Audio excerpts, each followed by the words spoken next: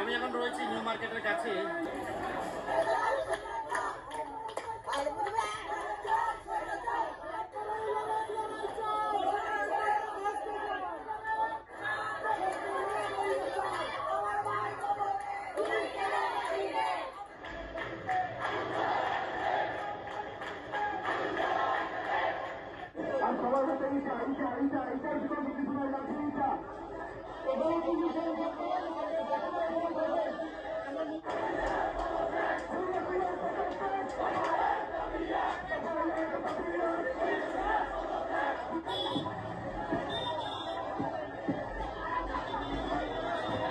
আগামীকাল 5ই অগস্ট সারা দেশে শহীদ স্মরণে শহীদ হওয়া স্থানসমূহে শহীদ স্মৃতিফলক উন্মোচন করা হবে।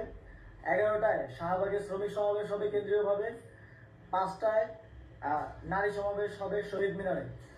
সারা দেশে বিক্ষোভ ও গণ অবস্থান চলমান থাকবে। 6ই আগস্ট মার্চ টু ঢাকা ঘোষণা করছি। 6ই আগস্ট মঙ্গলবার সারা দেশে যে যেখানে আছেন সব জায়গা থেকে মিছিল নিয়ে ঢাকার উদ্দেশ্যে রওনা হবেন। সারা দেশের ছাত্র নাগরিক শ্রমিকদের ঢাকায় আসার আহ্বান জানাচ্ছি।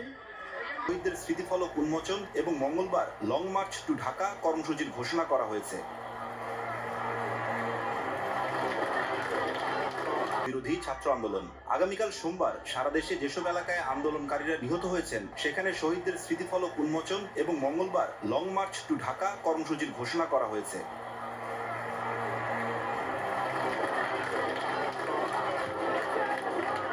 আগামীকাল সকাল 11টায় রাজধানীর শাহবাগে শ্রমিক সমাবেশ এবং বিকেল 5টায় শহীদ মিনারে নারী সমাবেশের ডাক দেওয়া হয়েছে।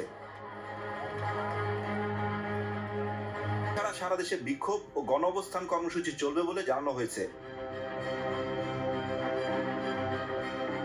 আগামীকাল মঙ্গলবার লং মার্চ টু ঢাকা কর্মসূচিতে সারা দেশের ছাত্র নাগরিক শ্রমিকদের ঢাকায় আসার আহ্বান জানিয়েছে বৈষম্য বিরোধী ছাত্র আন্দোলন। ছাড়তে হবে ক্ষমতা, ঢাকায় আসো জনতা স্লোগানে সারা দেশের ছাত্র জনতাকে দুপুর 2টায় শাহবাগে জমায়েত হওয়ার ডাক দেওয়া হয়েছে। সব এলাকায়, পাড়ায়, গ্রামে, উপজেলায়, জেলায় ছাত্রদের নেতৃত্বে সংগ্রাম কমিটি গঠনের আহ্বান জানিয়েছে বৈষম্য বিরোধী ছাত্র আন্দোলন।